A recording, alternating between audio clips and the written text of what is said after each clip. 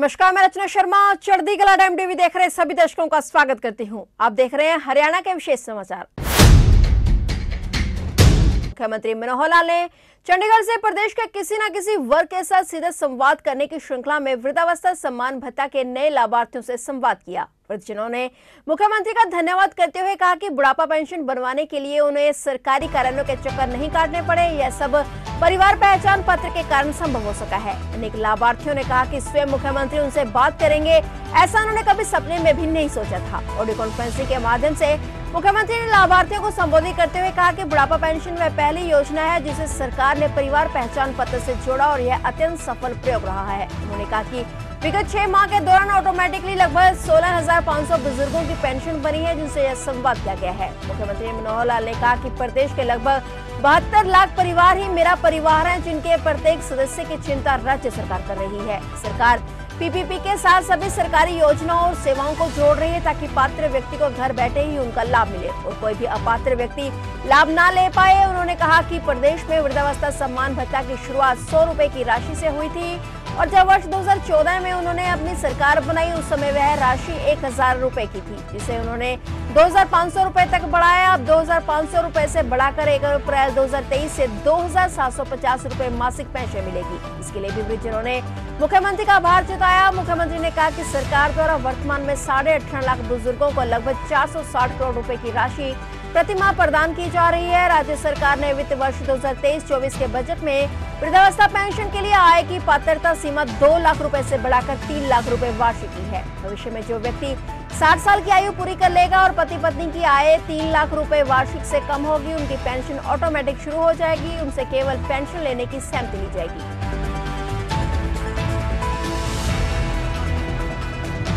आज मैं हरियाणा के अपने उन भाइयों बहनों से बातचीत कर रहा हूं जिनकी आयु 60 वर्ष पार और अभी हो सकता है आप लोग 65-70 के भी न हुए हों, और इसलिए मैं ये मान के चलता हूं कि आप सब मेरे सब साथी हैं, हम साथी हैं। आप लोगों की आयु 60 वर्ष हुई से पहले आप निश्चित रूप से एक परिवार का पालन पोषण जब कर रहे थे तो आपके ऊपर जिम्मेवारियां थी, आप निभा रहे थे।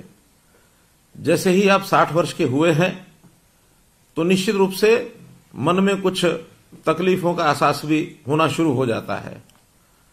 आपका अपना परिवार है, बेटे बेटियां, बहुएं हैं, दामाद हैं, भाई बहन हैं, वो एक परिवार है। लेकिन जब मैं आप सबको देखता हूं तो मुझे भी आभास होता है कि मैं भी एक परिवार रखता हूं, लेकिन मैंने अपने उस छोटे दायरे में कभी परिवार को नहीं माना। मैंने माना है कि पूरे हरियाणा की जनता 2,87,00,000 लोग, लगभग 72 लाख परिवार, ये सब मेरा परिवार है और इस नाते से आप मेरे परिवार के साथी हैं, मेरे भाई बहन हैं। अब आपकी तकलीफ जब बढ़ती है तो उस तकलीफ को मैं भी महसूस करता हूं कि किस प्रकार की तकलीफें 60 वर्ष की आयु के बाद हो जाती हैं। इन तकलीफों को दूर करने के लिए हमने एक प्रोग्राम तो बहुत शुरू किए हैं, परिवार के नाते भी, व्यक्ति के नाते भी। साथ ही एक बात जो हमको सबको स्मरण है कि कुछ वर्ष पहले हरियाणा के अंदर ऐसे परिवारों के लिए, ऐसे व्यक्तियों के लिए जिनकी आयु 60 वर्ष से ऊपर हो जाती है, उनको एक सम्मान निधि के नाते भी योजना शुरू की थी और वो योजना शायद 100 रुपए के आसपास से शुरू हुई थी। समय बढ़ते बढ़ते उसमें बढ़ोतरी हुई और मुझे ध्यान है कि जब 2014 में हम लोगों ने सरकार संभाली तो उस समय ये पेंशन 1,000 रुपया मासिक थी। हमें लगा कि इसमें बहुत कमी है, इसको बढ़ाना चाहिए।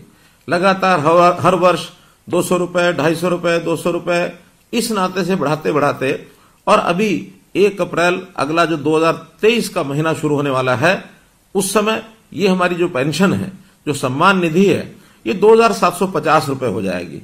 कहां 1,000 रुपया, कहां 2,750 रुपया। अब इस नाते से हम अपने प्रदेश के लगभग 18.5 लाख बुजुर्गों को ये हर महीने राशि पहुंचाते हैं। 460 करोड़ रुपए से ऊपर ये राशि हर महीने पहुंचती है।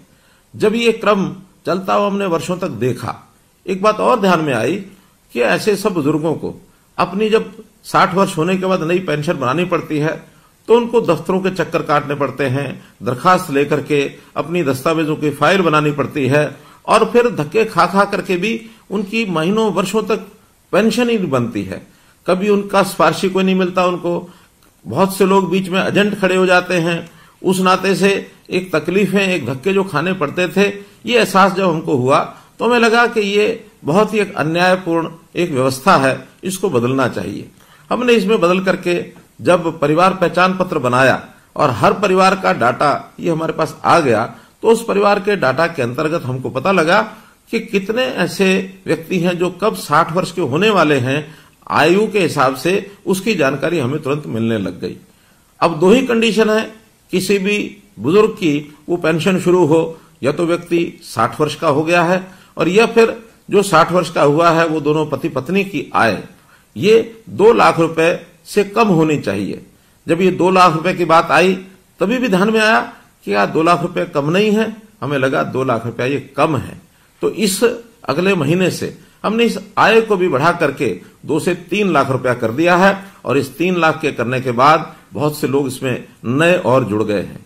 तब ये भी व्यवस्था बनाई कि जिस महीने में 60 वर्ष का व्यक्ति हो जाए उसको तुरंत अगले महीने से अपने आप पेंशन शुरू हो जाए। मात्र एक कागज पर आपको साइन करना होगा। कोई भी सरकारी कर्मचारी आपके यहां आपकी सहमति लेगा, क्योंकि सहमति लेनी भी आवश्यक है। बहुत लोगों ने ऐसे भी जो हमको मिले हैं जिन्होंने कहा था शुरू में जब व्यवस्था शुरू हुई कि हमको तो पेंशन की जरूरत नहीं है, इसलिए हम कहेंगे तो ही तो पेंशन देनी होगी।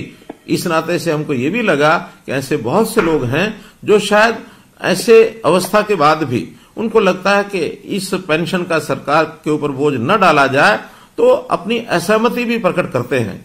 उसी में से व्यवस्था निकली कि एक बार 60 वर्ष का होते ही एक सहमति पत्र पर हस्ताक्षर जरूर लेने चाहिए। तो हमने लेने शुरू किए हैं। एक ही महीने के अंदर अंदर वो सहमति पत्र के साइन भी हम कराते हैं और उसके बाद उन लोगों से जो सहमति पत्र देते हैं अपने आप ही और ये जो पेंशन है ये जाना शुरू हो जाता है। हमने लगभग 6 महीने पहले इस व्यवस्था को शुरू किया था और इन 6 महीनों में 16,500 लोगों को और ऑटोमेटिकली अपने आप पेंशन मिली। हम लोगों ने इस पेंशन को जो पहले से बनी हुई है उसमें भी लगभग 18.5 लाख परिवार जो मैंने बताए हैं उनको हम ये पेंशन दे रहे हैं। और इस पेंशन के माध्यम से मुझे ये भी ध्यान है कि आखिर तो हम परिवार वाले लोग हैं, हमारे बेटे बेटियां पोते पोतियां हमारे सब परिवार के लोग, कभी कभी उनको सहयोग करना पड़ता है, उनको मान सम्मान करना पड़ता है, उनको कोई कहीं ना कहीं दान दक्षिणा देने की भी हमारी मन की इच्छा होती है, तब भी हम देते हैं। तो एक सुविधा ये हरियाणा के लोगों को जो मिल रही है, लगभग 2750 रुपए की जो अब योजना अप्रैल से बनी है, ये भी एक दावे के साथ मैं कह सकता हूं कि इतनी राशि केवल हरियाणा प्रदेश ही है जो ये 2750 रुपया और ये दे रहा है, और किसी प्रदेश में इस प्रकार की व्यवस्था ये ऐसी नहीं है। तो मित्रों, भाइयों बहनों, मैं तो आपको आज यही कहूंगा कि हम लोग जो ये एक लाभ सरकार से ले रहे हैं, तो इस लाभ के बदले में हम लोगों को, क्योंकि हमारी आयु भी 60 वर्ष ही हुई है, तो 60 वर्ष होने के बाद आखिर व्यक्ति का शरीर स्वस्थ रहता है, काम करने योग्य रहता है, तो हमें अपने इस आयु के पड़ाव में आकर के अपने काम के साथ साथ सामाजिक कामों में भी जाना चाहिए। ऐसे जितने भी हमारे रिटायर्ड लोग हैं, जितने ऐसे बुजुर्ग हैं या नौजवान भी हैं जो अपने आप एक स्वयंसेवक के नाते, एक वॉलंटियर के नाते काम कर सकते हैं, उनका भी एक पोर्टल बनाया है। उनको हम रजिस्ट्रेशन कराते हैं और रजिस्ट्रेशन कराने के लिए अगर अपना मन माने कि हमको आखिर कोई ना कोई समाज का काम करना चाहिए, क्योंकि जैसे मैंने कहा ये समाज है, ये हमारा परिवार है, एक छोटा परिवार जिसके अंदर हम पैदा हुए, हमारे आगे परिवार के सदस्य, बेटे बेटियां, बहन भाई, हमारे जो दोते धोतियां, पोते पोतियां और हमारी बहुएं, हमारे दामाद, एक परिवार। दूसरा परिवार ये सारा समाज, ये भी एक परिवार है। वसुधैव कुटुंबकम, ये बात हमारे ऋषि मुनियों ने भी हमेशा कही है कि अपना जो मन है ये बड़ा करना चाहिए। ऐसा कहते हैं, अयम निजा प्रोवेति, यानी ये मेरा है, ये तेरा है। गणना लघु चेतसाम, ये छोटे दिल के लोग करते हैं। उदार चरिता नाम तो, बड़े हृदय के लोग वही होते हैं। वसुधैव कुटुंबकम, जो पूरे विश्व को, पूरे संसार को अपना परिवार मानते हैं। आखिर अपनी सोच हमको बड़ी करनी चाहिए। और अभी तक हमने शायद अपने परिवार पालन पोषण में ही सारा समय लगाया होगा, लेकिन एक आयु के पड़ाव के बाद जैसे हमारी प्राचीन परंपरा होती थी वानप्रस्थ आश्रम की, तो इस वानप्रस्थी आश्रम के अंदर जाकर के हमको समाज की भी चिंता करनी चाहिए, क्योंकि कभी भी कोई एक अकेला व्यक्ति या एक अकेला परिवार ये अपने आप में पूर्ण इकाई नहीं हो सकते। फिलहाल हरियाणा के विशेष समाचारों में इतना ही, और नए समाचारों के साथ फिर से हाजिर होंगे। तब तक के लिए देखते रहिए चढ़ती कला टाइम टीवी।